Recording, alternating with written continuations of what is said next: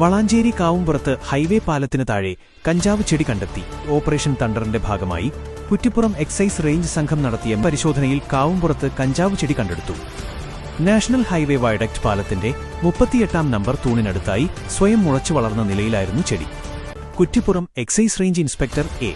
മുരുകദാസിന്റെ നേതൃത്വത്തിലാണ് പരിശോധന നടന്നത്. പ്രദേശത്ത് ലഹരിമരുന്ന് സംഘങ്ങളുടെ സാന്നിധ്യമുണ്ടോ എന്ന കാര്യത്തിൽ എക്സൈസ് അന്വേഷണം വ്യാപിപ്പിച്ചിട്ടുണ്ട്.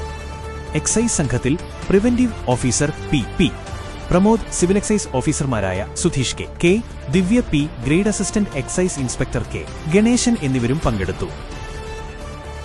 ഞാനൊന്ന് ചോദിക്കട്ടെ, നിങ്ങൾ ഇപ്പൊ ചെയ്യുന്ന കോഴ്സ് ഫ്യൂച്ചറിസ്റ്റിക് ആണ്. ഒരു 10 വർഷം കഴിഞ്ഞാൽ എന്തായിരിക്കും ഈ ഒരു കോഴ്സിന്റെ സാധ്യത എന്ന് പറയുന്നത്?